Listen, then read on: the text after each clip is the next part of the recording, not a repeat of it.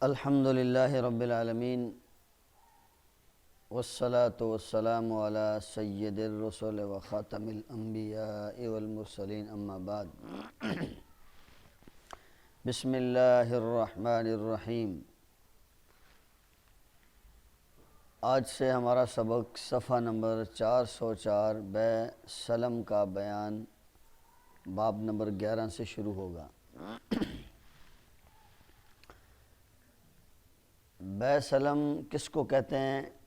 اس کی تعریف یہ ہے کہ قیمت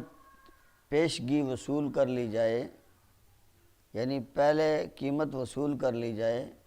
اور چیز کو بعد میں حوالہ کیا جائے، اور اس کے لیے 7 شرائط ہیں جو ابھی اس باب میں بیان ہوں گی۔ قیمت پہلے لے لی جائے اور چیز کو حوالے کرنے کی تاریخ متعین کر دی جائے اور وہ بعد میں حوالے ہو، اس کو عربی میں بے سلم کہتے ہیں، اور اس کے لیے 7 شرائط ہیں جو یہاں پر شاید آ بھی جائیں۔ مسئلہ نمبر 1، فصل کٹنے سے پہلے یا کٹنے کے بعد کسی کو 10 روپے دیے اور یوں کہا کہ 2 مہینے یا 3 مہینے بعد فلاں مہینے میں فلاں تاریخ میں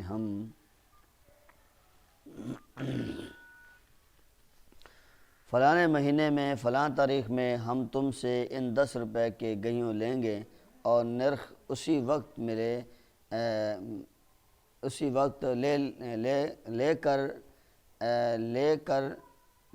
لے لیا کہ روپے کے 15 سیر یا روپے کے 20 سیر کے حساب سے لیں گے، تو یہ بے درست ہے۔ جس مہینے کا وعدہ ہوا ہے، اس مہینے میں اس کو اسی بھاؤ گیہوں دینا پڑیں گے، چاہے بازار میں گرام بکیں، چاہے سستے بازار کے بھاؤ کا کچھ اعتبار نہیں ہے، اور اس بے کو سلم کہتے ہیں۔ لیکن اس کے جائز ہونے کی کئی شرطیں ہیں، ان کو خوب غور سے سمجھو۔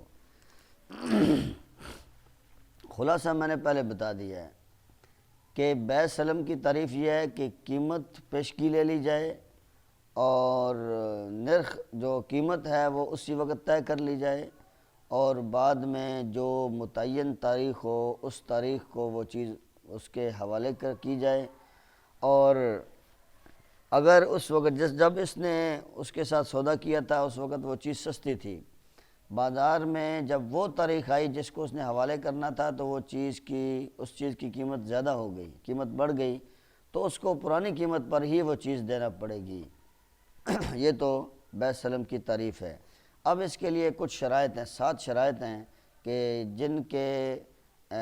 وجہ سے بے سلم جائز ہوگی۔ اگر ان میں سے کوئی شرط مفقود ہوگی، نہ پائی گئی، تو پھر یہ بے سلم صحیح نہیں ہوگی۔ پہلی شرط، گیہوں وغیرہ کی کیفیت خوب صاف اچھی طرح بتلا دے ہوئے کہ لیتے وقت دونوں میں جھگڑا نہ پڑے۔ مثلا کہہ دے کہ فلاں قسم کی گیہوں دینا، بہت پتلا نہ ہو اور نہ پالا مارا ہوا ہو، عمدہ ہو، خراب نہ ہو، اس میں کوئی اور چیز چنے مٹر وغیرہ نہ ملی ہوئی ہو، خوب سوکھے ہوئے ہوں، گیلے نہ ہوں۔ غرض کہ جس قسم کی چیز لینا ہو ویسی بتلا دینا چاہیے تاکہ اس وقت بکھیڑا نہ ہو۔ اگر اس وقت صرف اتنا کہہ دیا کہ 10 روپے کی گیہوں دے دینا تو یہ ناجائز ہوا، یا یوں کہا کہ ان 10 روپے کے دھان دے دینا یا چاول دے دینا، اس کی قسم کچھ نہیں بتلائی، یہ سب ناجائز ہے۔ پہلی شرط میں یہ بتایا گیا ہے کہ جو چیز لینی ہے اس چیز کی کیفیت بھی بتانی ہے، کہ گندم کے دانے بہت باریک نہ ہوں اور وہ گلی سڑی ہوئی نہ ہو، اس کو زنگ نہ لگا ہوا ہو اور اچھی کوالٹی کی ہو۔ فلاں جو گندم ہے، وہ گندم کے بھی مختلف نام ہوتے ہیں، جو فلاں گندم ہے وہ ہو، اور اس طریقے سے اس کو ایک چیز کو علیحدہ علیحدہ کر کے اس پر اس کی وضاحت کر دے۔ اگر صرف یہ کہہ دیا کہ 10 روپے کی گندم دے دینا تو یہ ناجائز ہوگا، ایک شرط۔ دوسری شرط یہ ہے کہ نرخ بھی اسی وقت طے کر لے کہ روپے کے 15 سیر یا 20 سیر کے حساب سے لیویں گے۔ اگر یوں کہا کہ اس وقت جو بازار کا بھاؤ ہو اس حساب سے ہم کو دے دینا، یا اس سے 2 سیر زیادہ دینا، تو یہ جائز نہیں۔ بازار کے بھاؤ کا کچھ اعتبار نہ کرو، اسی وقت اپنے لینے کا نرخ مقرر کر لو، وقت آنے پر اسی مقرر کیے ہوئے بھاؤ سے لے لو۔ ہاں دوسری شرط یہ ہے کہ اس وقت قیمت طے کرنا، جب اس کو پیسے دیے جا رہے ہیں تو قیمت طے کرنا کہ آپ سے میں 10 روپے کی 20 کلو گندم اس وقت لوں گی۔ یہ نہیں کہنا کہ اس وقت بازار میں جو ریٹ ہوگا تو اس وقت جو ہے آپ مجھے اس کے حساب سے دے دیں، یہ بھی ناجائز ہوگا، ہو سکتا ہے اس وقت بازار میں گندم ہی نہ ہو تو پھر کیا ہوگا۔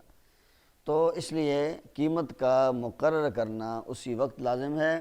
اور اسی قیمت پر پھر جو ہے وہ بائع کو دینا بھی لازم ہے جو قیمت پہلے طے ہو چکی ہے۔ تیسری شرط یہ ہے کہ جے روپے کے لینے ہوں اسی وقت بتلا دو کہ ہم 10 روپے یا 20 روپے کے گیوں لیں گے۔ اگر یہ نہیں بتلایا اور یوں ہی گول مول کہہ دیا تھوڑے روپے کہ ہم بھی لیں گے تو یہ صحیح نہیں۔ ہاں جتنے روپے کی گندم لینی ہو اور جتنی گندم لینی ہو وہ پہلے سے بتا دیے جائیں، گول مول بات نہ کرے کہ تھوڑی سی ہم بھی لے لیں گے۔ اب تھوڑی سی سے کیا مراد ہے، ایک مٹھی لینی ہے یا 100 من لینی ہے؟ اب تھوڑی سی تو اس کو سمجھ نہیں آئے گی، اس لیے اس کی جو مقدار ہے، جو وزن ہے، جو پیسے ہیں وہ اس وقت حوالے کیے جائیں، اور اس کی جو مقدار ہو وہ بھی اس کو بتا دی جائے کہ اتنے من لیں گے۔ چوتھی شرط یہ ہے کہ اسی وقت اسی جگہ رہتے رہتے سب روپے دے دے، اگر معاملہ کرنے کے بعد الگ ہو کر پھر روپے دے دیے تو وہ معاملہ باطل ہو گیا، اب پھر سے کرنا چاہیے۔ اسی طرح اگر 5 روپے تو اسی وقت دے دیے اور 5 روپے دوسرے وقت دیے، یا 5 روپے میں بیع سلم باقی رہی اور 5 روپے میں باطل ہو گئی، تو یہ بھی جائز نہیں ہے۔ کسی نے اگر جب وہ اس کی بات بیع سلم کی ہو رہی تھی تو 5 روپے اس نے دے دیے اور 5 روپے اس نے کہا تھا کہ میں بعد میں دے دوں گا، اب اس کی جو بیع ہے یہ 5 روپے میں تو صحیح ہوگی اور 5 روپے میں باطل ہو جائے گی۔ جتنے پیسے دے گا اتنے میں صحیح ہو جائے گی، اور جو نہیں دے گا تو وہ باطل ہو جائے گی۔ پانچویں شرط یہ ہے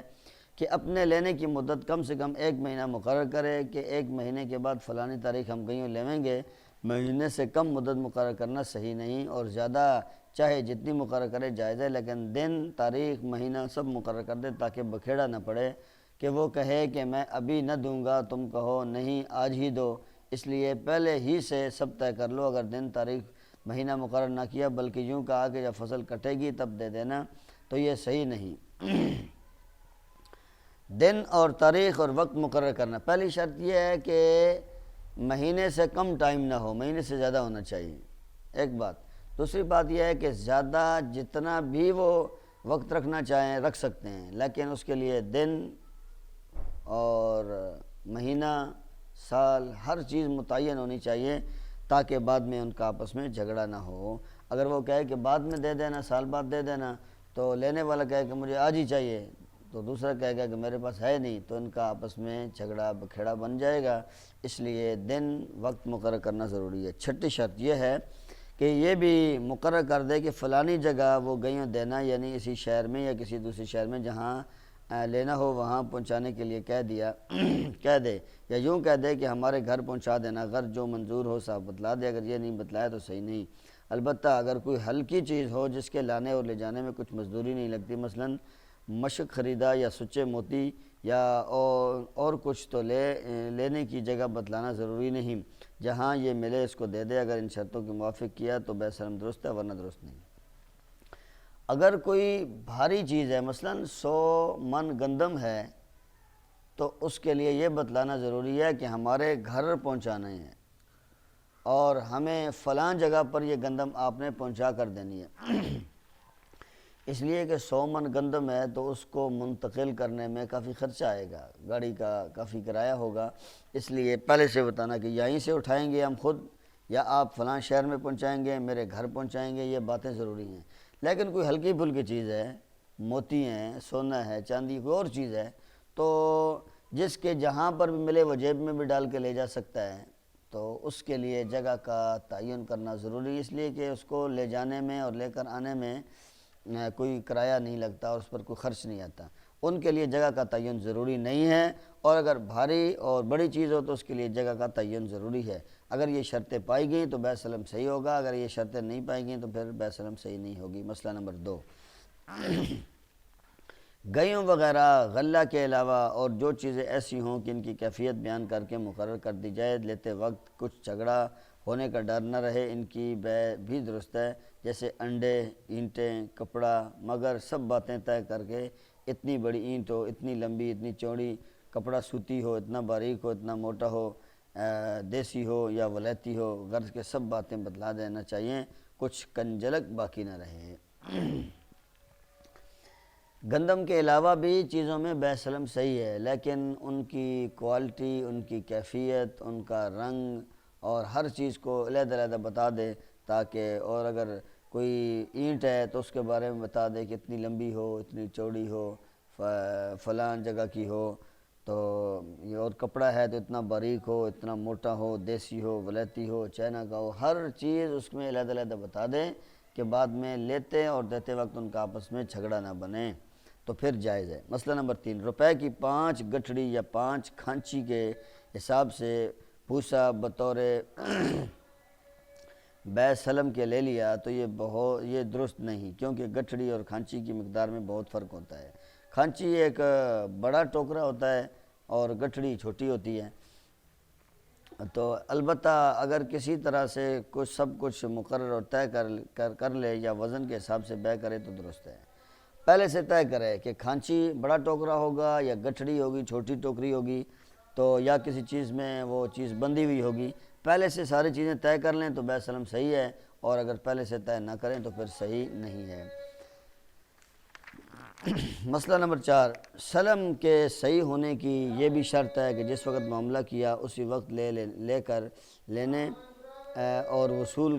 پانے کے زمانے تک وہ چیز بازار میں ملتی رہے، نایاب نہ ہو۔ اگر اس درمیان میں وہ چیز بالکل نایاب ہو جائے تو اس ملک میں بازاروں میں نہ ملے، گو دوسری جگہ سے بہت مصیبت جھیل کر منگوا سکے تو یہ بے سلم باطل ہو گئی۔ جس چیز کا معاہدہ ہوا ہے کہ وہ چیز آپ نے اتنے عرصے بعد میرے حوالے کرنی ہے، تو وہ چیز بازار میں پورا سال یا اس مدت کے دوران ملتی رہے۔ اگر بازار میں وہ چیز مفقود ہو جائے، ختم ہو جائے، نہ ملے اور باہر کسی ملک سے اس کو منگوانا پڑے اور اس کو منگوانے کے لیے بہت خرچہ آتا ہو اور بڑی مصیبت کا سامنا کرنا پڑتا ہو، تو پھر اگر ایسی صورت پیدا ہو گئی، چیز ختم ہو گئی، باہر سے منگوانا مشکل ہو، تو وہ بے سلم باطل ہو جائے گی۔ مسئلہ نمبر 5، معاملہ کرتے وقت یہ شرط کر دی کہ فصل کے کٹنے پر فلاں مہینے میں ہم نئے گیہوں لیویں گے یا فلاں کھیت کے گیہوں لیویں گے، تو یہ معاملہ جائز نہیں ہے، اس لیے کہ یہ شرط نہ کرنا چاہیے، پھر وقت مقررہ پر اس کو تاریخ اختیار ہے، چاہے نئے دیوے یا پرانے، البتہ اگر نئے گیہوں کٹ چکے ہوں تو نئے کی شرط کرنا بھی درست ہے۔ معاملہ کرتے وقت بے سلم کا معاملہ کرتے وقت یہ شرط کرنا کہ فصل کٹتے وقت جو ہے ہم آپ سے گندم لیں گے اور نئی گندم لیں گے، یہ صحیح نہیں۔ جب فصل کٹی نہ ہو اس سے پہلے یہ شرط لگانا صحیح نہیں ہے، اس وقت میں آپ کو گیہوں دینا ضروری ہے، چاہے وہ پرانے دے دے چاہے نئے گیہوں دے دے۔ ہاں اگر فصل کٹ چکی ہو تو پھر وہ نئے کا مطالبہ کر سکتا ہے، اگر جب تک فصل پکی نہ ہو، کٹی نہ ہو، اس وقت تک وہ نئی گندم کا مطالبہ نہیں کر سکتا۔ اگر اس طرح پہلے سے شرط لگا دی تو یہ بے باطل ہو جائے گی۔ مسئلہ نمبر 6، تم نے 10 روپے کے گیہوں لینے کا معاملہ کیا تھا، وہ مدت گزر گئی بلکہ زیادہ ہو گئی، مگر اس نے اب تک گیہوں نہیں دیے، نہ دینے کی امید ہے، تو اب یہ کہنا جائز نہیں کہ اچھا تم گیہوں نہ دو بلکہ اس گیہوں کے بدلے اتنے چنے یا اتنے دھان یا اتنی چیز دے دو۔ گیہوں کے عوض کسی اور چیز کا لینا جائز نہیں، یا تو اس کو کچھ مہلت دے دو اور بعد مہلت گیہوں لو، یا اپنا روپیہ واپس لے لو۔ اسی طرح اگر بے سلم کو تم دونوں نے توڑ دیا، ہم وہ معاملہ توڑتے ہیں، گیہوں نہ لیویں گے، روپیہ واپس دے دو، یا تم نے نہیں توڑا بلکہ وہ معاملہ خود ہی ٹوٹ گیا، جیسے وہ چیز نایاب ہو گئی، کہیں نہیں ملتی، اس صورت میں تم کو صرف روپے لینے کا اختیار ہے، اس روپے کے عوض سے کوئی اور چیز لینا درست نہیں، پہلے روپے لے لو، لینے کے بعد اس سے جو چیز چاہو خریدو۔ اس باب کا آخری مسئلہ ہے کہ آپ نے 10 روپے کے گندم لینے کا معاملہ کسی کے ساتھ بے سلم کے ساتھ کیا اور وہ مدت گزر گئی، بلکہ مدت زیادہ ہو گئی، مگر ابھی تک اس نے وہ 10 روپے کی گندم اس کے حوالے نہیں، خریدار کے حوالے نہیں کی، تو اب اس کے دینے کی امید بھی نہیں ہے، اس کے حالات خراب ہو گئے، اب وہ دے بھی نہیں سکتا، تو اب اس معاملے کو اگر آپ لوگ ختم کرنا چاہتے ہیں تو اس طرح ختم نہیں کر سکتے کہ گندم کے بدلے میں آپ چنے دے دیں، گندم کے بدلے میں کوئی اور چیز مجھے دے دیں، چاول دے دیں. تو گندم کے مقابلے میں اور کوئی چیز لینا جائز نہیں ہے، بلکہ وہ پیسے واپس لے سکتے ہیں مدت ختم ہونے کے بعد، لیکن اس کے بدلے میں اور کوئی چیز نہیں لے سکتے. ایک بات. دوسری بات یہ ہے کہ وہ معاملہ اگر کسی اور وجہ سے ختم ہو گیا، کہ چیز بازار میں ختم ہو گئی، وہ نہیں ملتی ہے، یا معاملہ خود بخود ٹوٹ گیا، یا کسی نے معاملے کو توڑ دیا، تو اس صورت میں بھی اس کے بدلے میں اور کوئی چیز لینا درست نہیں ہے، بلکہ پیسے واپس لے لیں. اور پیسے واپس لینے کے بعد پھر ان پیسوں سے اگر آپ اسی سے کوئی چیز خریدنا چاہتے ہیں تو خرید سکتے ہیں، لیکن اس کے بدلے میں وہ چیز آپ ان سے بدلے میں نہیں لے سکتے. اگلا باب ہے قرض لینے کا بیان. مسئلہ نمبر 1، جو چیز ایسی ہو کہ اسی طرح کی کہ چیز تم دے سکتے ہو، اس کا قرض لینا درست ہے، جیسے اناج، انڈے، گوشت وغیرہ. اور جو چیز ایسی ہو کہ اسی طرح کی چیز دینا مشکل ہے تو اس کا قرض لینا درست نہیں، جیسے امرود، نارنگی، بکری، مرغی وغیرہ. کیونکہ ان چیزوں کی قیمت میں تفاوت ہوتا ہے، وہ بڑی چھوٹی ہوتی ہیں اور قیمتوں میں فرق ہوتا ہے. تو کوئی مرغی ایسی نہیں کہ جن کی قیمت بالکل برابر ہو، اتفاق سے آ جائے تو علیحدہ بات ہے، اور کوئی بکری ایسی نہیں جن کی قیمت بالکل برابر ہو.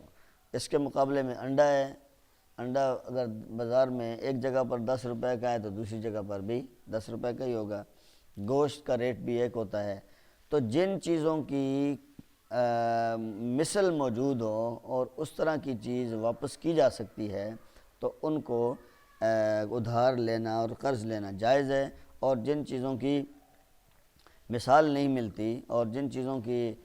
مثل موجود نہ ہو ان کا ادھار لینا درست نہیں ہے. مسئلہ نمبر 2، جس زمانے میں روپے کے 10 سیر گیہوں ملتے تھے، اس وقت تم نے 5 سیر گیہوں قرض لیے، پھر گیہوں سستے ہو گئے اور روپے کے 20 سیر ملنے لگے تو تم کو وہی 5 سیر گندم دینا پڑیں گے. اسی طرح اگر گراں ہو گئے تب بھی جتنے لیے تھے اتنے ہی دینا پڑیں گے. اگر کسی آدمی نے 10 کلو گندم کسی سے ادھار لی، اس وقت اس کا ریٹ کم تھا، اور 1 سال بعد جب اس نے گندم واپس کی تو 1 سال کے بعد گندم کا بھاؤ کافی بڑھ چکا تھا. اب وہ پیسوں کے حساب سے اسے نہیں دے گی، بلکہ 10 کلو گندم اس نے ادھار لی تھی تو 10 کلو گندم ہی اس نے واپس کرنی ہے، چاہے جتنی مہنگی ہو جائے اس کا اعتبار نہیں ہوگا. مسئلہ نمبر 3، جیسے گیہوں تم نے دیے تھے اس نے اس سے اچھے گیہوں ادا کیے تو اس کا لینا جائز ہے، یہ سود نہیں، مگر قرض لیتے وقت یہ کہنا درست نہیں کہ ہم اس سے اچھے لیں گے، البتہ وزن میں زیادہ نہ ہونا چاہیے. اگر تم نے دیے ہوئے گیہوں سے زیادہ لیے تو یہ ناجائز ہو گیا. خوب ٹھیک تول کر دینا چاہیے، لیکن اگر تھوڑا جھکتا تول دیا تو کچھ ڈر نہیں. اگر کسی نے گندم لی اور اس نے جو گندم لی تھی وہ اچھی کوالٹی کی نہیں تھی، جب اس نے اس کو واپس کی تو گندم اس نے اچھی کوالٹی کی گندم اس نے واپس کی تو یہ سود میں نہیں آتا ہے، یہ جائز ہے. لیکن یہ جب معاملہ لینے قرض کا ہو رہا تھا تو لینے والی جو عورت ہے وہ پہلے سے مطالبہ نہ کرے کہ آپ جب مجھے واپس کریں گی تو آپ نے اس سے اچھی کوالٹی کی گندم مجھے واپس کرنی ہے. اگر ایسا کیا تو پھر سود کا خطرہ ہے. اگر اس نے اپنی مرضی سے اچھی چیز دے دی تو اس میں کوئی خطرہ نہیں ہے. دوسری بات یہ ہے کہ جب اس نے 10 کلو لی یا 20 کلو لی تو تولتے وقت وزن میں زیادہ لینا اور دینا جائز نہیں ہے. البتہ جب اس کو وزن کرتے ہیں، تولتے ہیں، تو گندم جو ہے وہ تھوڑے زیادہ ڈال کر اس طرف کو جھکا دینا، تول سے زیادہ کر دینا، یہ جائز ہے، اس لیے کہ یہ انصاف ہے کہ بالکل برابر نہیں دینا چاہیے بلکہ تھوڑا زیادہ ڈال دیا تو یہ سود میں نہیں آئے گا. مسئلہ نمبر 4، کسی سے کچھ روپیہ یا غلہ اس وعدہ پر قرض لیا کہ 1 مہینہ یا 15 دن کے بعد ہم ادا کریں گے، اس نے منظور کر لیا، تب بھی یہ مدت کا بیان کرنا لغو بلکہ ناجائز ہے. اگر اس کو مدت سے پہلے ضرورت پڑے اور تم سے مانگے یا بے ضرورت ہی مانگے تو تم کو ابھی دینا پڑیں گے. کسی سے کچھ غلہ یا روپیہ اس وعدہ پر قرض لیا کہ 1 مہینہ یا 15 دن کے بعد ہم ادا کریں گے. کسی نے خود کہا کہ میں آپ کو 1 مہینے کے بعد دے دوں گا، تو اس نے منظور بھی کر لیا، تب بھی اگر اس کو پہلے ضرورت پڑ جاتی ہے مدت سے پہلے تو وہ اپنے پیسوں کا اور غلے کا مطالبہ کر سکتا ہے، چاہے ضرورت سے مانگے چاہے بغیر ضرورت کے مانگے، اس کو ادا کرنا پڑے گا اور یہ لے سکتا ہے۔ مسئلہ نمبر 5، تم نے 2 سر گیہوں کا آٹا، گیہوں یا آٹا وغیرہ کچھ قرض لیا، جب اس نے مانگا تو تم نے کہا بین اس وقت گیہوں تو نہیں ہے، اس کے بدلے تم 2 آنے پیسے لے لو۔ اس نے کہا اچھا، تو یہ پیسے اسی وقت سامنے رہتے رہتے دے دینا چاہیے۔ اگر پیسے نکالنے اندر گئی تو اور اس کے پاس سے الگ ہو گئی تو وہ معاملہ باطل ہو گیا۔ اب پھر سے کہنا چاہیے کہ تم اس ادھار گیہوں کے بدلے 2 آنے لے لو۔ اگر کسی نے آٹا ادھارا لیا اور اس سے وہ آٹا اتنا نہیں بن پا رہا تھا، اور پھر جب معاملہ کی مدت مقرر ہو گئی اور پوری ہو گئی تو پھر جب اس نے پیسوں کا آٹے کا مطالبہ کیا تو اس نے کہا آٹا تو نہیں ہے، اس کے بدلے میں آپ پیسے لے لیں۔ تو یہ جب پیسے لے لیں کی بات ہوئی تو پیسے اسی وقت دینا ضروری ہے۔ اگر وہ پیسے لینے کے لیے اندر چلی گئی، مجلس ختم ہو گئی، تو پھر نئے سرے سے ان کو یہ بات کرنا پڑے گی کہ آپ اس آٹے کے مقابلے میں مجھ سے اتنے پیسے لے لیں، اور جب بات ہو جائے تو فوراً پیسے اس کے حوالے کریں۔ مسئلہ نمبر 6، 1 روپے کے پیسے قرض لیے، پھر پیسے گراں ہو گئے اور روپے کی 15.5 آنے چلنے لگے، تو اب 16 آنے دینا واجب نہیں ہے، بلکہ اس کے بدلے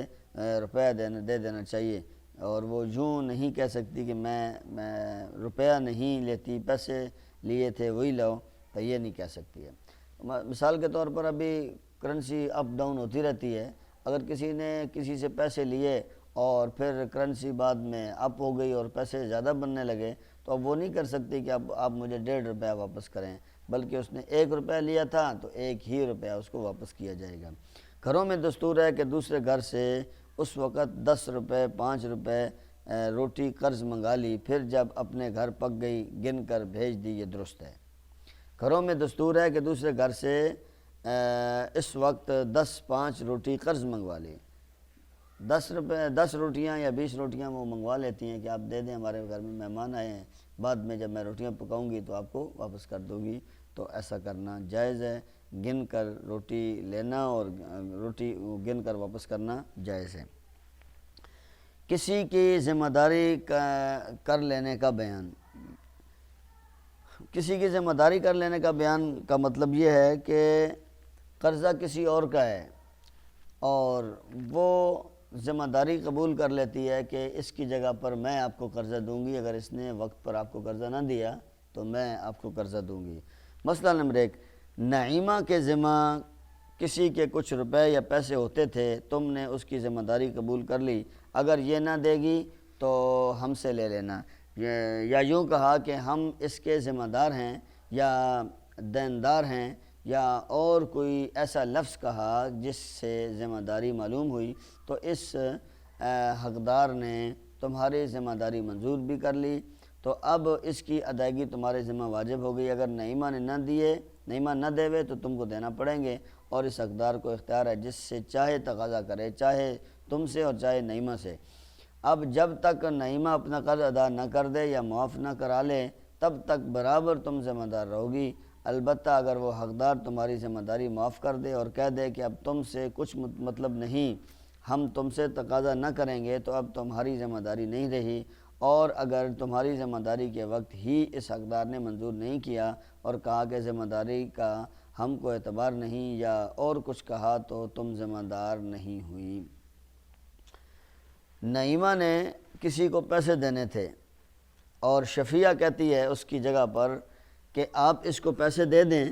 اور اگر نعیمہ نے بر وقت پیسے واپس نہ کیے تو میں اس کی جگہ پر پیسے دوں گی، یا اس نے کہا کہ اس کی میں ذمہ داری قبول کرتی ہوں، میں دیندار ہوں، میں قرض دار ہوں اس کی جگہ پر، اس طرح کے لفظ بولے تو شفیہ اس کی جگہ پر ذمہ دار ہوگی۔ نعیمہ نے اگر پیسے وقت پر نہ دیے تو شفیہ کی ذمہ داری ہوگی کہ پھر اس سے پیسے لیے جائیں گے، لیکن اس میں 2 باتیں ہیں۔ نعیمہ کی جب وہ ذمہ داری قبول کر رہی تھی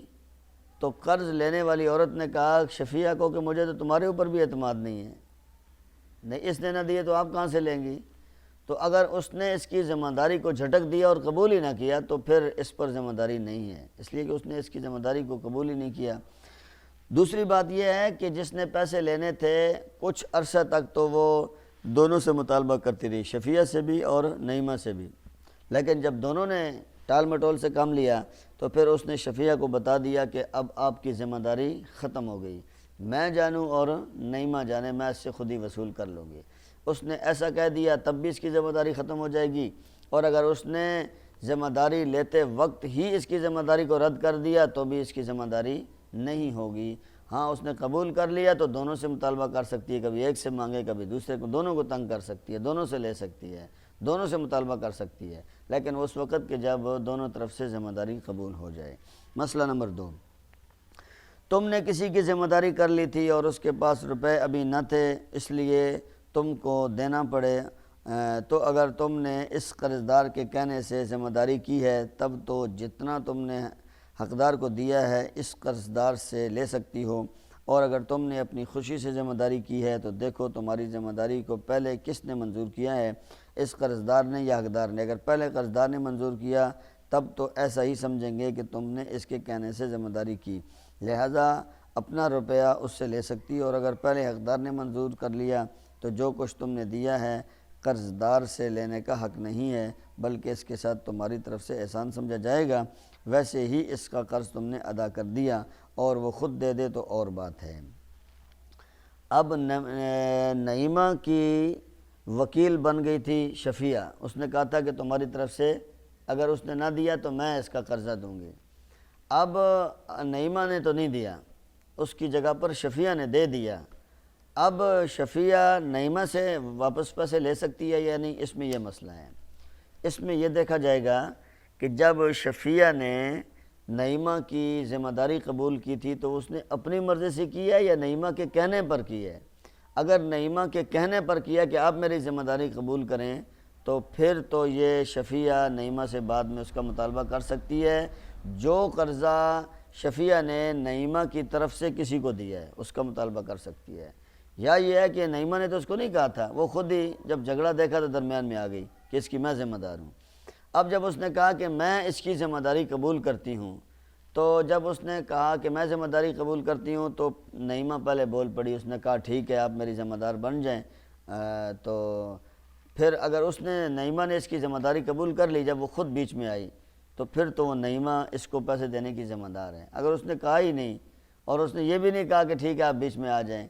بلکہ جس نے قرضہ لینا تھا اس نے فوراً کہا کہ ٹھیک ہے آپ جو ہے وہ مجھے دے دیں، اس نے قبول کر لی، لیکن نعیمہ تو پھر بھی نہیں بولی، اس کی نیت تو پہلے خراب تھی، اس کو نہ اس کو دینے کی نہ اس کو دینے کی، لہٰذا جب اس نے اس کے حق کو قبول کیا شفیہ نے اور اس نے کوئی بات نہیں کی ٹھیک ہے یہ دے دے تو میری جان تو چھوٹ جائے گی،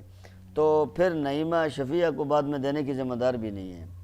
ہاں اپنی مرضی سے بعد میں دے دے تو اور بات ہے، ورنہ شفیہ نعیمہ سے لینے کا مطالبہ نہیں کر سکتی، بلکہ یہ سمجھا جائے گا کہ شفیہ نے نعیمہ پر احسان کیا ہے، اس کی طرف سے اس کا قرضہ ادا کر دیا، زبردستی مطالبہ نہیں کر سکتی۔ ہاں اس کی کبھی اپنی مرضی ہو تھوڑے تھوڑے کر کے دے دے تو علیحدہ بات ہے، ورنہ مطالبہ صحیح نہیں ہے۔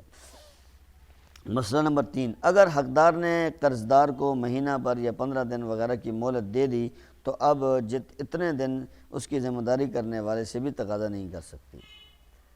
اگر نعیمہ کو 15 دن کا جو ہے وہ 15 دن کی مہلت دی گئی کہ 15 دن کے بعد آپ نے پیسے دینے ہیں، تو جس نے بیچ میں ذمہ داری قبول کی تھی شفیہ نے، 15 دن کے اندر اندر جس نے قرضہ لینا ہے وہ نہ شفیہ سے مطالبہ کر سکتی ہے نہ نعیمہ سے کر سکتی ہے، 15 دن کے بعد ہی پھر کسی سے رابطہ کرے گی، پہلے نہیں کر سکتی۔ مسئلہ نمبر 4، اگر تم نے اپنے پاس سے دینے کی ذمہ داری نہیں کی تھی بلکہ اس قرضدار کا روپیہ تمہارے پاس امانت رکھا تھا، اس لیے تم نے کہا تھا کہ ہمارے پاس اس شخص کی امانت رکھی ہے ہم اس میں سے دے دیں گے، پھر وہ روپیہ چوری ہو گیا یا کسی طرح سے جاتا رہا تو اب تمہاری ذمہ داری نہیں رہی، نہ اب تم اس پر قرض دینا واجب ہے اور نہ وہ حقدار تم سے تقاضا کر سکتا ہے۔ نعیمہ نے جب پیسے نہیں دیے تو شفیہ نے اس کی طرف سے ذمہ داری قبول کی تھی، اور شفیہ کے پاس نعیمہ کے کچھ پیسے امانت کے طور پر پڑے تھے، اور اس نے کہا تھا کہ اگر اس نے نہ دیے تو اس کے جو پیسے میرے پاس امانت کے طور پر پڑے ہیں ان میں سے میں آپ کو دے دوں گی، لیکن پھر کیا ہوا کہ وہ پیسے سارے چوری ہو گئے جو شفیہ کے پاس نعیمہ کی امانت پڑی ہوئی تھی۔ اب اس نے تو ذمہ داری قبول کی تھی اس امانت والے پیسوں کی وجہ سے، جب وہ پیسے نہیں رہے تو اس کی ذمہ داری بھی ختم ہو جائے گی۔ مسئلہ نمبر 5، کہیں جانے کے لیے تم نے کوئی یکا یا بہلی کرائے پر لی اور اس بہلی والے نے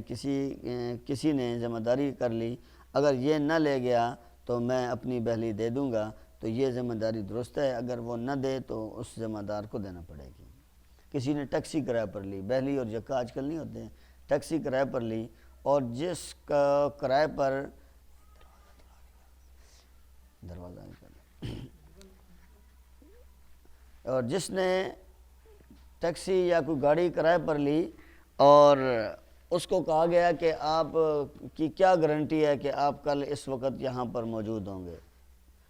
تو دوسرا ٹیکسی اور گاڑی والا کوئی ذمہ داری قبول کرتا ہے، اگر یہ بر وقت نہ آیا اور اس نے اس ٹائم پر یہ موجود نہ ہوا تو میں اپنی ٹیکسی لے کے آ جاؤں گا، تو پھر وہ ذمہ دار ہے۔ اگر یہ ٹیکسی والا یہ گاڑی والا جو اس کو ٹائم دیا کہ یہ نہ آیا تو اس کی ذمہ داری ہے کہ وہ اپنی گاڑی اس وقت میں بھیج کر ان کی ضرورت کو پورا کرے گا۔ مسئلہ نمبر 6، تم نے اپنی چیز کسی کو دی، جاؤ اس کو بیچ لاؤ، وہ بیچ آیا لیکن دام نہیں لایا اور کہا کہ دام کہیں نہیں جا سکتے، دام کا میں ذمہ دار ہوں، اس سے نہ ملے تو مجھ سے لے لینا، تو یہ ذمہ داری صحیح نہیں ہے۔ کسی نے کسی کو کہا کہ جاؤ بازار میں کوئی چیز بیچ کر آؤ، اس کا کیا مطلب ہے؟ بیچو اور اس کے پیسے لے آؤ، اور وہ کہیں جا کر ادھار دے آیا اور اس نے کہا کہ پیسے آپ کے کہیں نہیں جاتے ہیں، وہ بندہ بہت ٹھیک ہے، اگر وہ پیسے ضائع ہو گئے تو اس کا میں ذمہ دار ہوں، تو یہ ذمہ داری صحیح نہیں ہے، اس لیے کہ مالک نے اس کو ادھار پر بیچنے کی اجازت نہیں دی، لہذا اس کو چاہیے کہ وہ چیز واپس کرے اور کسی اور کو دے اور نقد دے کر پیسے اس کو لا کر دے۔ مسئلہ نمبر 7، کسی نے کہا اپنی مرغی اسی میں بند رہنے دو، اگر بلی لے جاوے تو میرا ذمہ مجھ سے لے لینا، یا بکری کو کہا کہ بھیڑیا لے جاوے تو مجھ سے لے لینا، تو یہ ذمہ داری صحیح نہیں ہے۔ کسی کو کہا کہ اپنی بکری یہاں پہ چھوڑ دو اور اگر اس کو بھیڑیا کھا گیا تو میری ذمہ داری ہے، اگر بھیڑیا نے نہ کھایا کوئی چوری کر کے لے گیا تو وہ کہے گی میں نے تو بھیڑیا کا کہا تھا،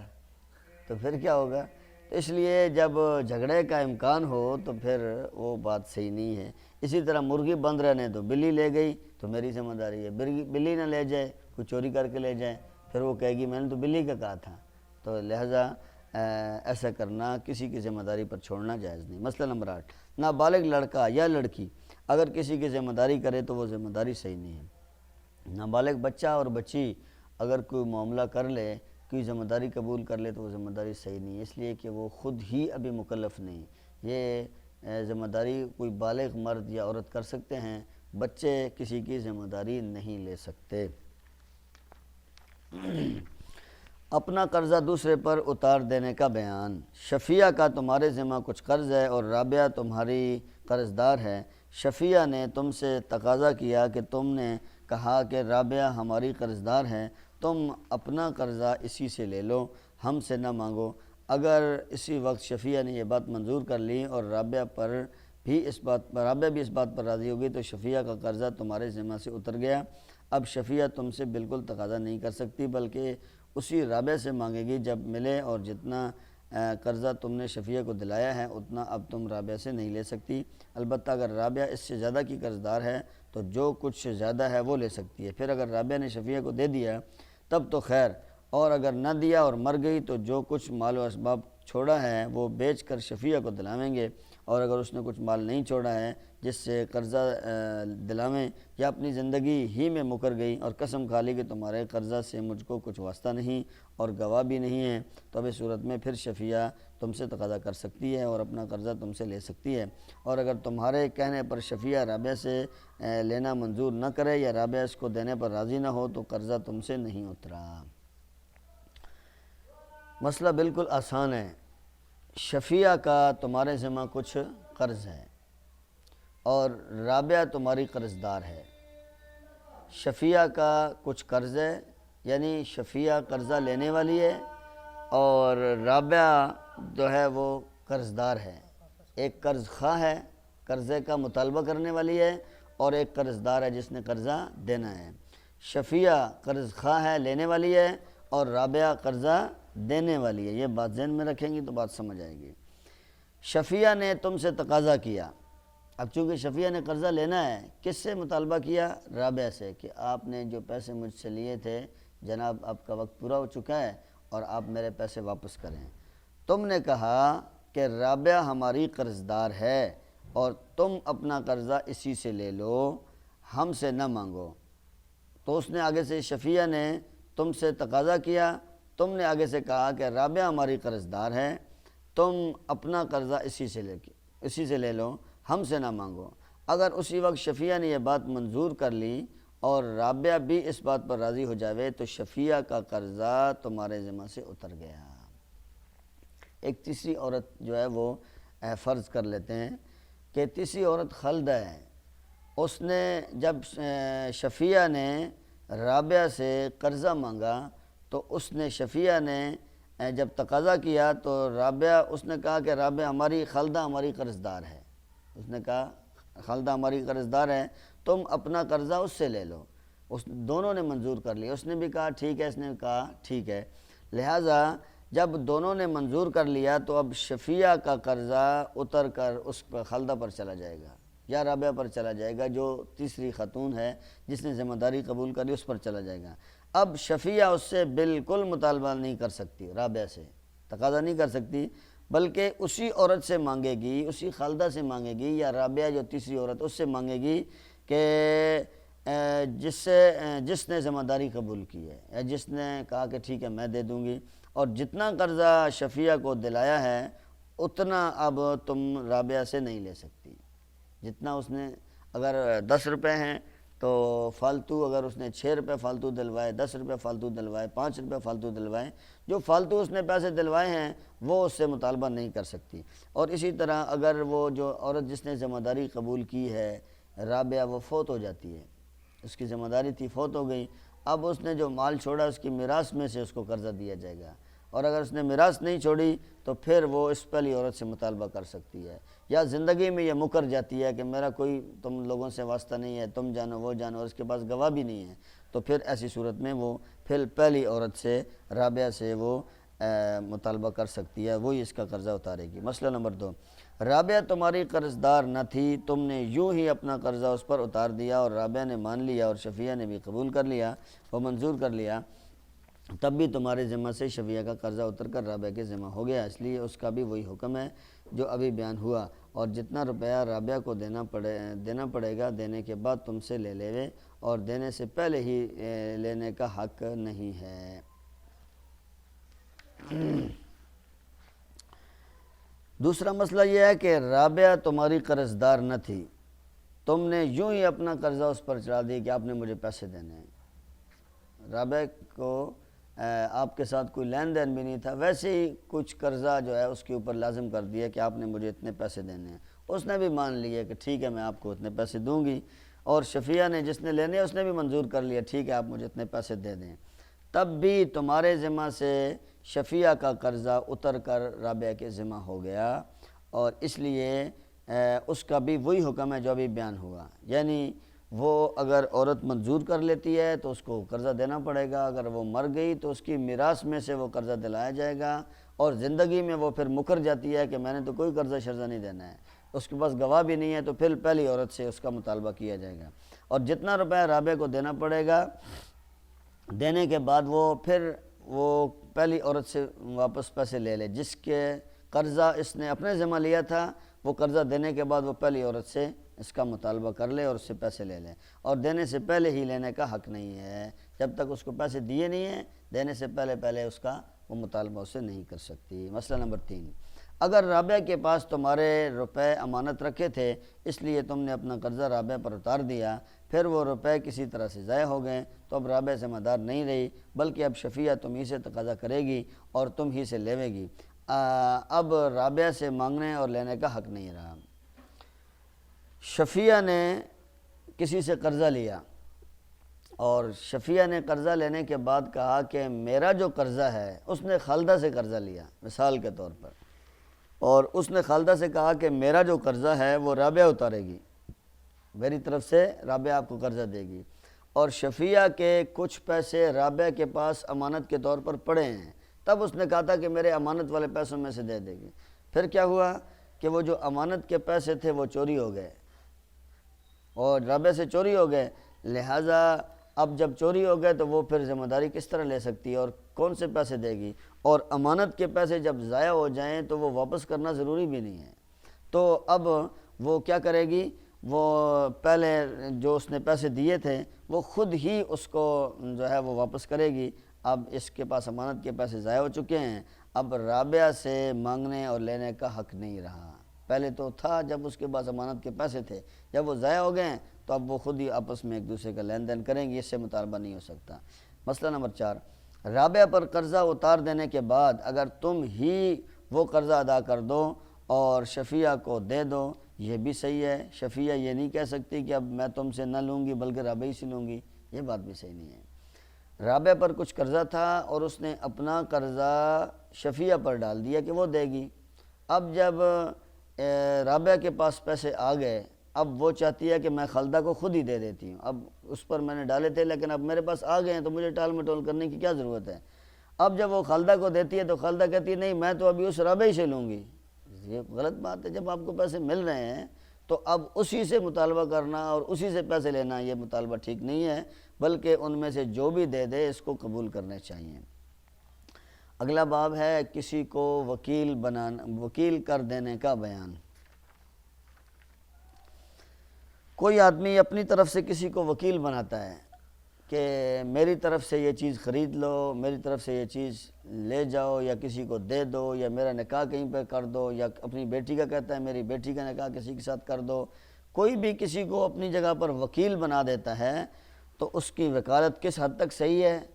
اور کون کون سے شرائط ہیں جن کی وجہ سے وہ اس کی وکالت صحیح ہوگی اور کون سی ایسی شرائط ہیں جن کی وجہ سے اس کی وکالت باطل ہو جائے گی، وہ سارے مسائل اس باب میں انشاءاللہ آپ کے سامنے بیان ہوں گے۔ مسئلہ نمبر 1، جس کام کو آدمی خود کر سکتا ہے اس میں یہ بھی اختیار ہے کسی اور سے کہہ دے کہ تم ہمارا یہ کام کر دو، جیسے بیچنا۔ جب بندہ خود بھی کوئی چیز بیچ سکتا ہے لیکن کسی کو کہہ دیتا ہے، گاڑی شو روم میں کھڑی کر دیتا ہے، اس کو کہتا ہے کہ میری طرف سے بیچ دو، اتنے پیسے مجھے چاہیے، تو اب وہ خود بھی بیچ سکتا ہے، دوسرے سے بچوانا بھی صحیح ہے۔ مول لینا، کوئی چیز خریدنا خود بھی خرید سکتا ہے اور اپنی طرف سے کسی کو وکیل بھی بنا دے تو یہ بھی کر سکتا ہے۔ کرایہ پر لینا دینا، گاڑی کو کرایہ پر دینا، مکان کرایہ پر دینا، دکان کرایہ پر دینا، یہ خود بھی بندہ دے سکتا ہے، لیکن کسی ڈیلر کو کہہ دیتا ہے کہ آپ یہ لگا دیں، اس کو اس نے وکیل بنا دیا۔ نکاح کرنا وغیرہ یہ خود بھی بندہ کر سکتا ہے اور کسی اور کو کہہ دے کہ آپ میری طرف سے میرا نکاح فلاں جگہ پر کر دیں، تو اس کو اختیار ہے، خود بھی کر سکتا ہے، کسی دوسرے کو بھی کہہ سکتا ہے۔ مثلا ماما کو بازار سودا لینے کے لیے بھیجا یا ماما کے ذریعہ سے کوئی چیز بکوائی۔ یہ ماما وہ نہیں ہے جو ماں کو کہا جاتا ہے، یہ نوکرانی ہے جو گھر میں کام کرنے والی ہے، یہ ڈیڈی والی ماما نہیں ہے، یہ گھر میں کام کرنے والی جو نوکرانی ہوتی ہے وہ نوکرانی ہے۔ تو اس کو کہا کہ سودا لینے کے لیے بازار بھیجا، یا ماما کے ذریعے سے کوئی چیز منگوائی، یا یکا بیلی کرائے پر منگوایا، یا جس سے کام کرایا ہے، شریعت میں اس کو وکیل کہتے ہیں۔ جیسے ماما کو یا کسی نوکر کو سودا لینے کے لیے بھیجا تو وہ تمہارا وکیل کہلاوے گا۔ وکیل کے لیے یہ بھی ضروری نہیں ہے کہ جو عدالت میں ہوتے ہیں وکیل وہی وکیل ہوں گے اور اس کی خاص قسم کی شکل ہوتی ہے، وہ خاص قسم کی شیروانی پہنی ہو اور اوپر جناح کیپ پہنی ہو تو تبھی وہ وکیل ہوگا، نہیں۔ جس آدمی کو آپ نے کسی چھوٹے سے کام کے لیے بھی کہہ دیا کہ آپ میری طرف سے بازار سے یہ 20 روپے کی گوبھی لے آئے، یہ بازار سے سبزی لے آئے، وہ آپ کا وکیل ہے شریعت میں۔ اب جو آپ کو اس کو حکم دیں گی اس کے مطابق اس کو کام کرنا چاہیے، اگر اس نے آگے پیچھے کیا تو وہ خود ذمہ دار ہوگا۔ تو مسئلہ نمبر 2، تم نے ماما سے گوشت منگوایا، وہ ادھار لے آئی، اور تو گوشت والا تم سے دام کا تقاضا نہیں کر سکتا، اس ماما سے تقاضا کرے گا اور وہ ماما تم سے تقاضا کرے گی۔ اسی طرح اگر کوئی چیز تم نے ماما سے بکوائی تو اس کے لینے والے سے تم کو تقاضا کرنے اور دام کے وصول کرنے کا حق نہیں ہے۔ اس نے جس سے چیز پائی ہے اسی کو دام بھی دے گا، اور اگر وہ خود نہیں تم کو دام دیے تب بھی جائز ہے۔ مطلب یہ ہے کہ اگر تم کو نہ دیے تو تم زبردستی نہیں کر سکتی۔ یہ نوکرانیاں بھی بہت تیز ہوتی ہیں، بعض مالک ان کو دیتے ہیں پیسے کہ جا کر بازار سے ایک چیز خریدو، وہ مالک کا نام بتاتی ہیں کہ وہ کہہ رہے ہیں کہ ادارہ سودا دے دیں اور پیسے اپنی جیب میں ڈال دیے۔ وہ ادھار ان کے نام، یہ تو کبھی دکان پر گئے ہی نہیں ہیں، وہ بعض پردے والی خاتون ہوتی ہیں، وہ کبھی زندگی میں کسی دکان پر نہیں گئی ہیں، وہ اپنے نوکروں کو اور ملازمین کو بھیجتی رہتی ہیں کہ چیزیں لے آؤ، اور وہ پیسے اپنی جیب میں اور چیز ان کے نام پر وہاں پر جو ہے ان کے کھاتے میں لکھوا دی کہ یہ ادھار لے کے جا رہے ہیں فلاں صاحب، اب ان کو پتہ بھی نہیں ہوتا ہے۔ تو ایسے ایک تو خبر گیری بہت ضروری ہے، لیکن اگر وہ کوئی ایسا معاملہ ہو پیش آ جائے کہ وہ 1 سال تک 6 مہینے تک وہ آپ کے کھاتہ لکھواتی رہی اور آخر میں 6 مہینے کے بعد بھاگ گئی، غائب ہو گئی، اب آپ کے ذمہ نہیں ہے اس کو پیسے دینا دکاندار کو،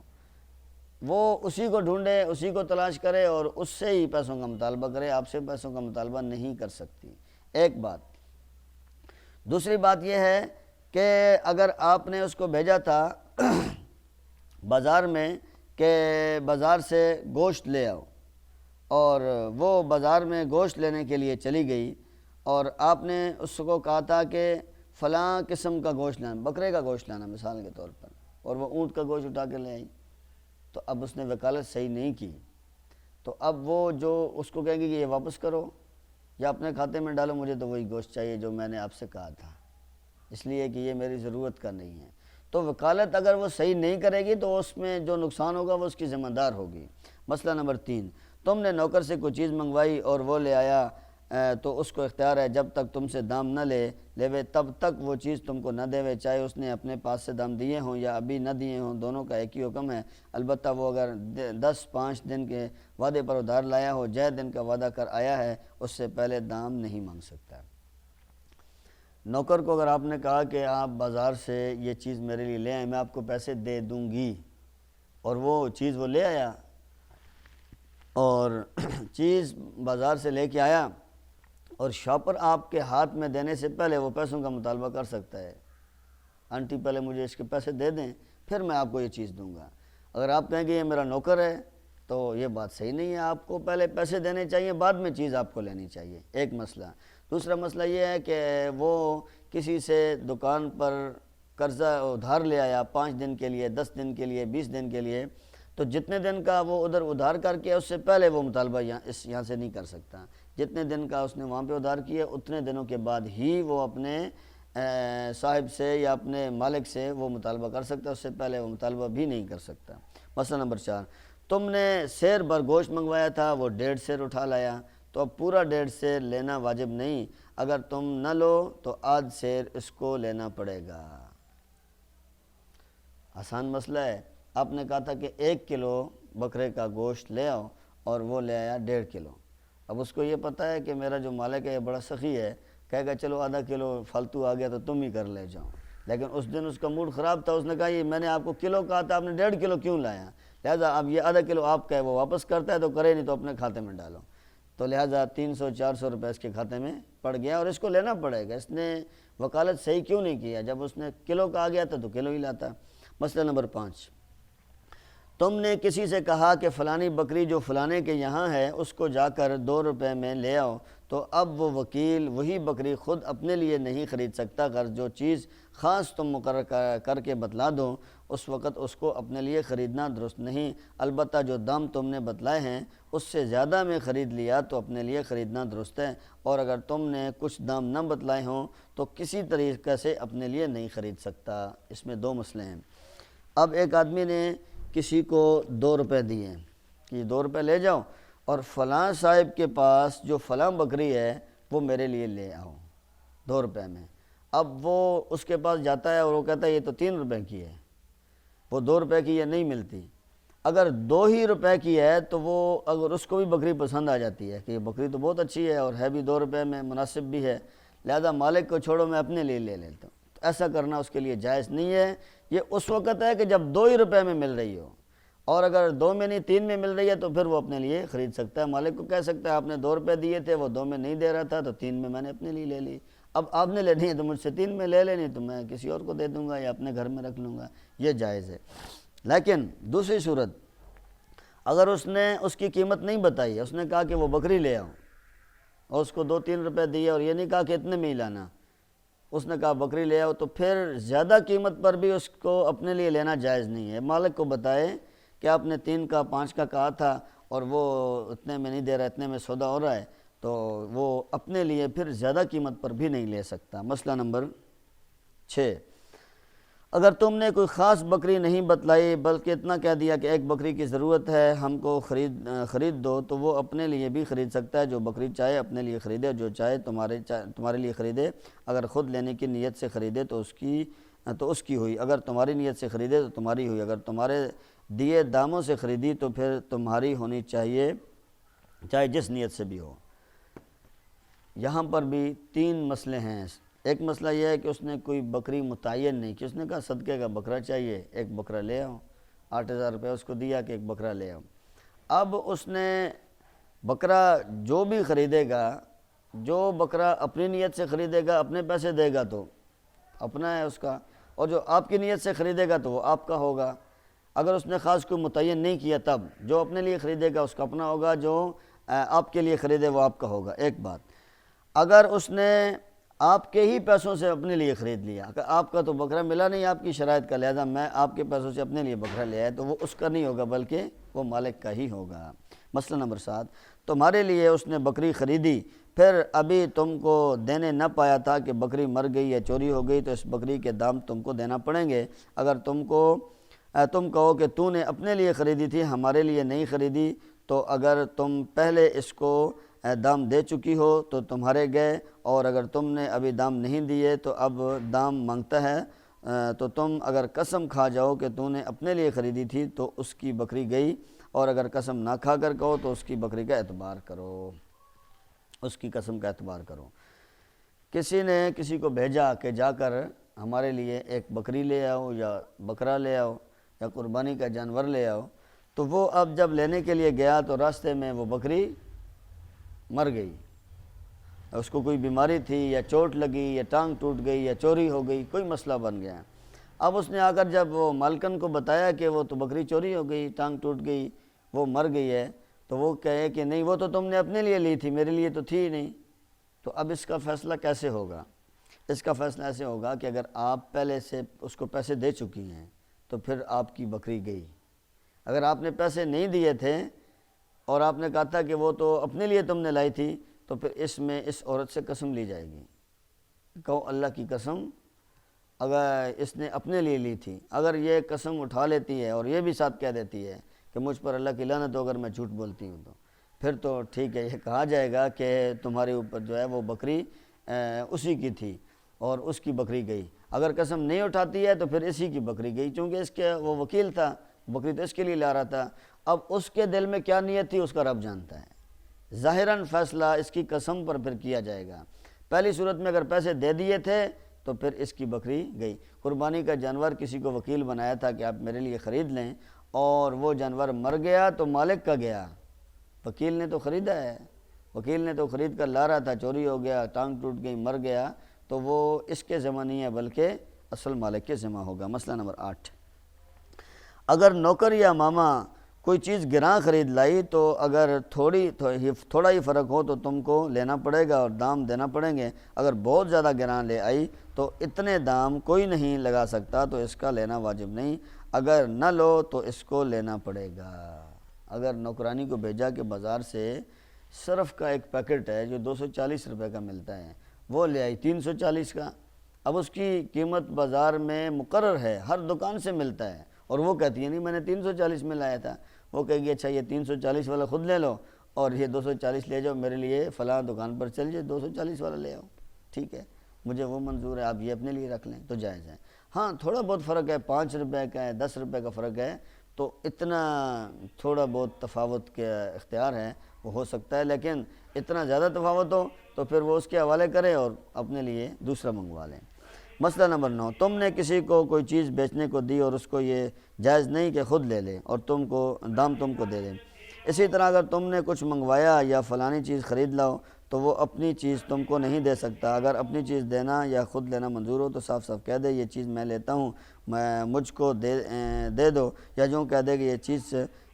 تم لے لو اور اتنے دام دے دو، بغیر بدلائے ہوئے ایسا کرنا جائز نہیں۔ مالک نے بھیجا کہ میرے لیے بکری لے آؤ اور وہ اپنی بکری گھر سے کھول کر اس کو دے دیتا ہے، یہ اتنے میں آئی، یہ جائز نہیں ہے۔ یا وہ اپنی بکری دیتی ہے کہ یہ بازار میں بیچ کے آؤ، وہ اپنے گھر باندھ کر اس کو 2 روپے دے دیتا ہے، تو ایسا کرنا نہ خود لینا جائز ہے اور نہ اپنی چیز دینا جائز ہے۔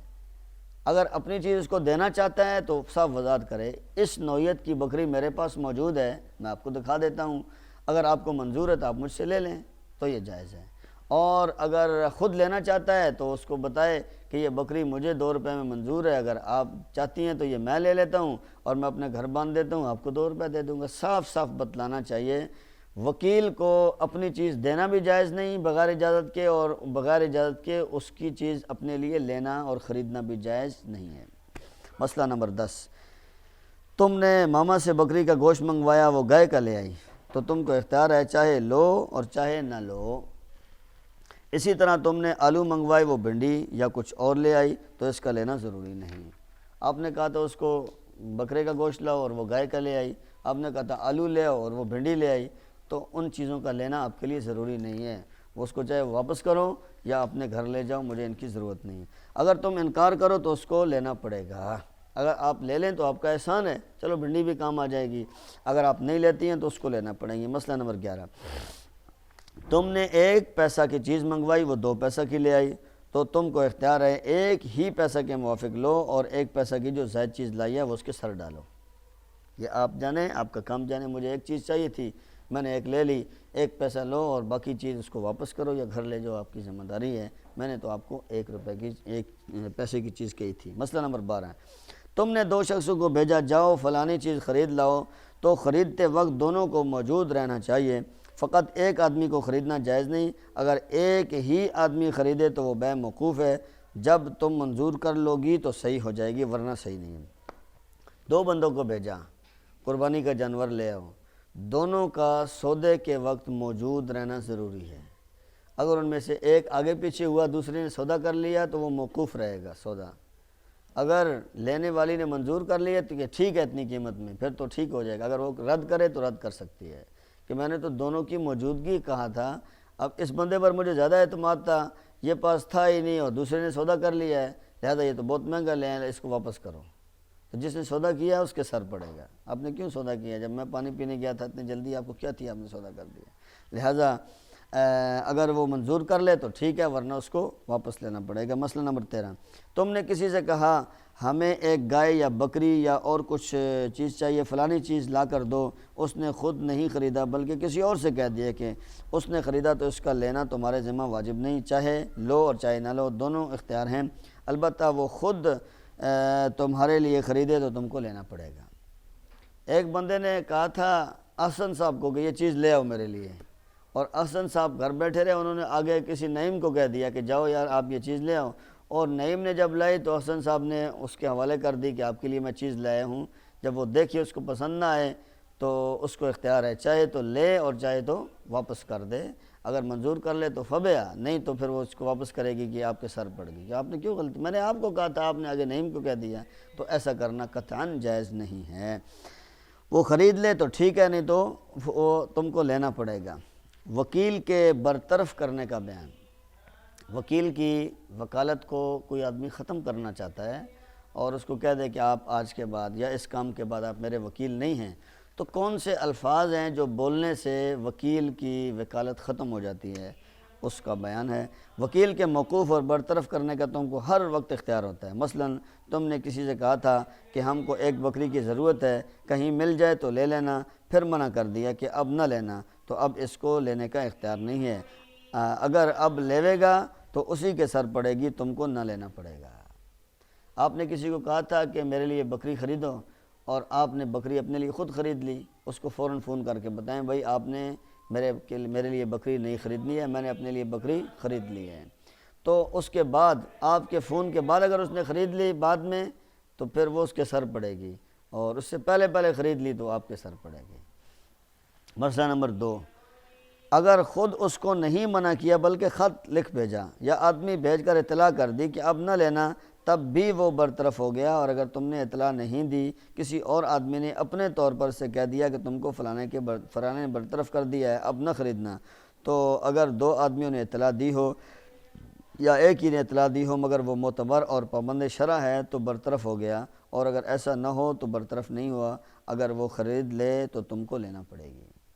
اس نے، عورت نے یا مرد نے جس نے اس کو وکیل بنایا تھا، اس نے خود تو منع نہیں کیا، مگر کسی اور بندے نے اس کو جا کر کہا کہ آپ کو تو آپ کی وکالت تو ختم ہو چکی ہے، آپ کو برطرف کر دیا گیا۔ اگر ایک بندہ کہے تو وہ اس کی بات نہ مانے، اس لیے کہ دو گواہوں کی ضرورت ہوتی ہے، تو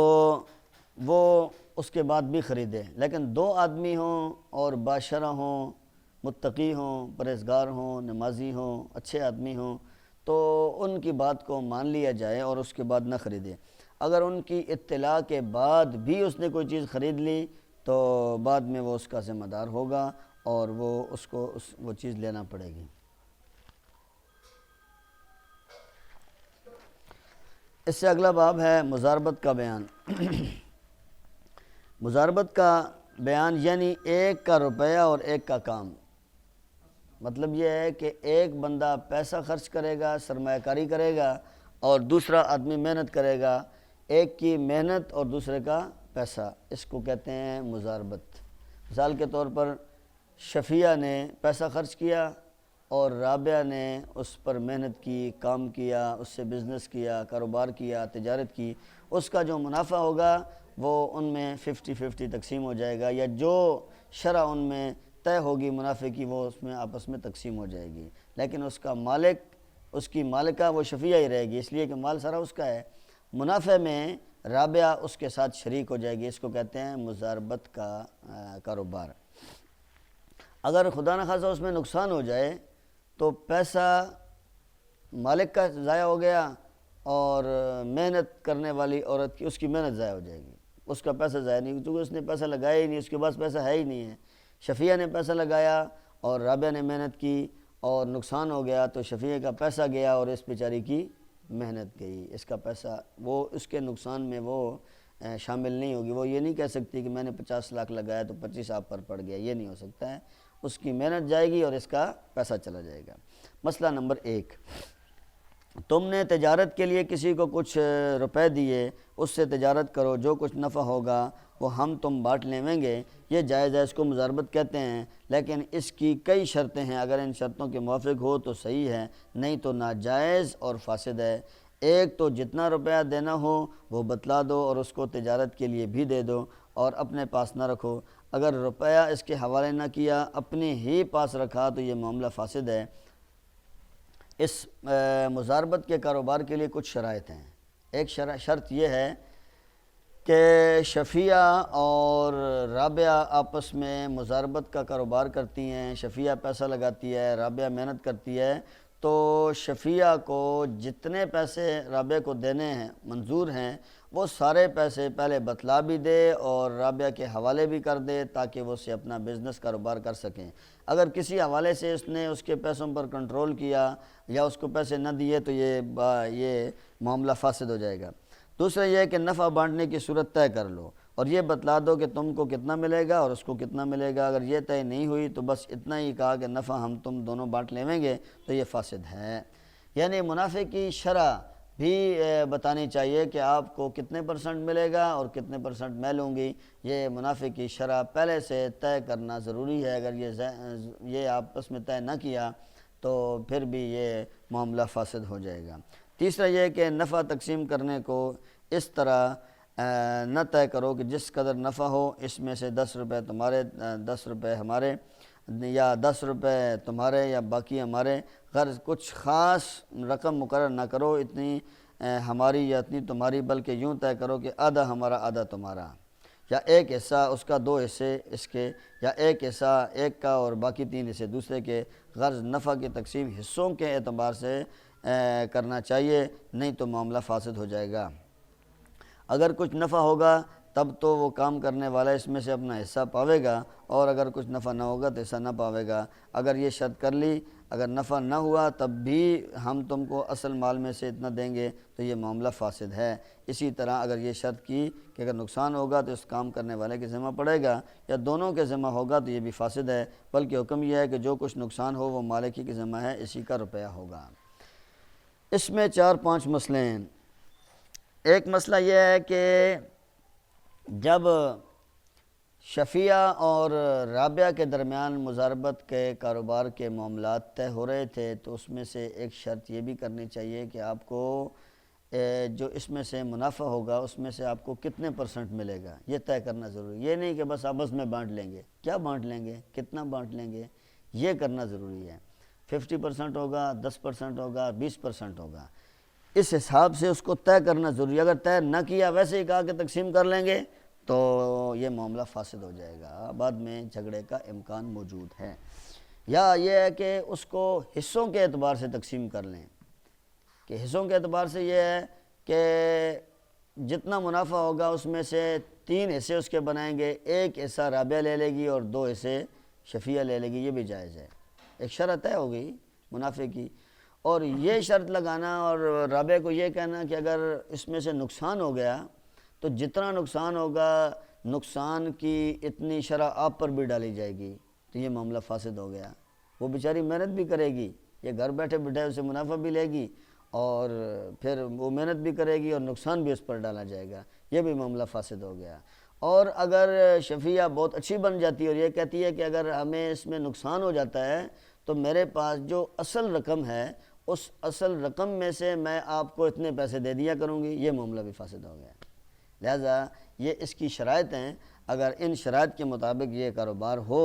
تو جائز ہے، اور 2 بندوں کا رزق آپس میں ملتا ہے تو اللہ تعالیٰ برکت بھی ڈالتے ہیں، لیکن یہ ہے کہ اس میں بڑی امانت دیانت کی ضرورت ہوتی ہے، اور یہ جو کاروبار ہے بڑی مشکل سے بہت ہی متقی اور پرہیزگار لوگ ہوں تو ان کا آپس میں کاروبار چلتا ہے، ورنہ بہت مشکل ہے، شیطان کسی نہ کسی پر حملہ کر دیتا ہے اور ایمان بھی ضائع ہو جاتا ہے، مال بھی ضائع ہو جاتا ہے، تعلقات بھی ضائع ہو جاتے ہیں۔ لہذا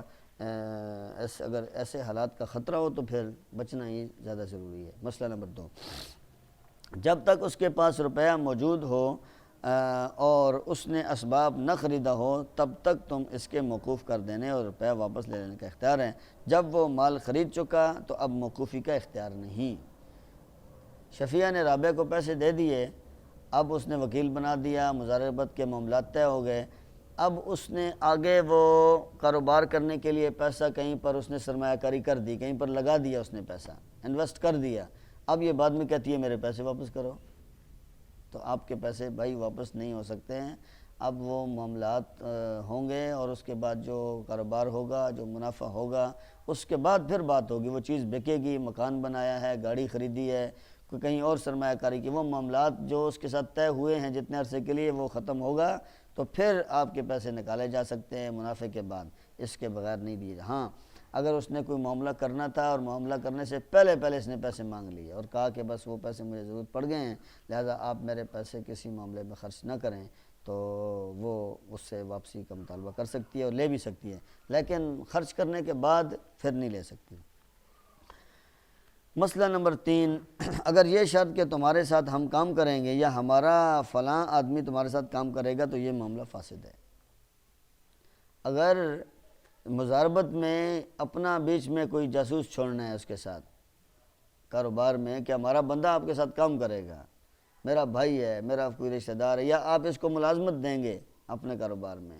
یا یہ ہے کہ میں خود آپ کے ساتھ کام کروں گی، تو اس طرح کا معاملہ اگر کیا تو مضاربت میں یہ معاملہ فاسد ہو جاتا ہے۔ یہ مشارکت میں ہوتا ہے، اس کا بیان آگے آئے گا، اس کے طریقہ کار اور ہیں، اور مضاربت میں اگر ایک بندہ پیسہ لگا رہا ہے اور دوسرا اس کو محنت کر رہا ہے تو یہ خود جو اس نے پیسہ لگایا اس کے ساتھ یہ محنت نہیں کر سکتا، نہ ہی اپنا بندہ اس کے ساتھ چھوڑ سکتا، وہ اپنی مرضی سے آزادی کے ساتھ کاروبار کرے گا۔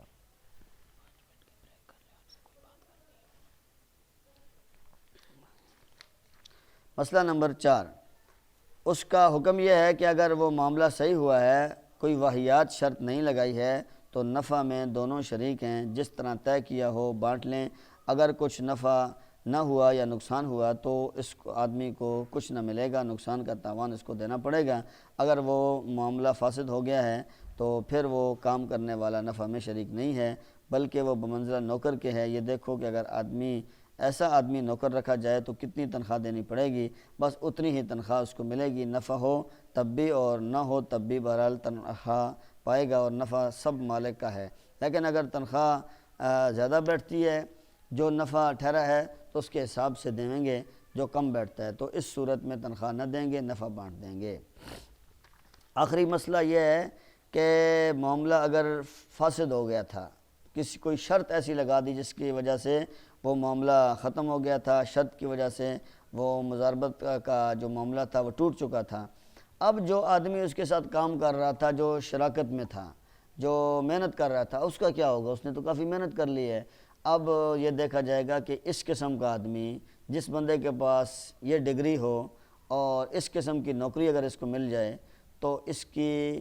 کتنی تنخواہ ہوگی بازار میں چیک کر لیا جائے۔ اگر 20,000 22,000 25,000 اس ڈگری والے اور اس سیٹ پر کام کرنے والے جتنی وہ تنخواہ لے رہے ہیں اتنی تنخواہ اس کو دلائی جائے گی کہ آپ اپنی تنخواہ لیتے جائیں، اور منافع سارا مالک کا ہوگا، نقصان سارا مالک کا ہوگا۔ اور اگر تنخواہ اس کی زیادہ بنتی ہے اور مالک صاحب کو اس کا جو نفع ہے وہ اس سے بھی کم ہو تو پھر وہ زیادہ تنخواہ نہیں دی جائے گی، بلکہ اس منافع کے حساب سے اس کو تنخواہ دی جائے گی۔ تنبیہ: چونکہ اس قسم کے مسئلوں کی عورتوں کو نہایت کم ضرورت پڑتی ہے، اس لیے ہم زیادہ نہیں لکھتے۔ جب کبھی ایسا معاملہ ہوا کرے تو اس کی ہر بات کو کسی مولوی سے پوچھ لیا کرو تاکہ تمہیں گناہ نہ ہو۔ چونکہ کاروبار عام طور پہ مردوں کے ذمہ ہوتا ہے، عورتیں بہت کم ایسا کاروبار کرتی ہیں، تو اگر اس طرح کا کوئی مسائل پیش آ جائیں تو علماء سے رجوع کر کے ماہر مفتی سے ان مسئلوں کو پوچھ لیا جائے اور پھر اس پر عمل کیا جائے۔ اب 5 منٹ کی بریک ہے اور اس کے بعد انشاءاللہ پھر سبق شروع ہوتا ہے۔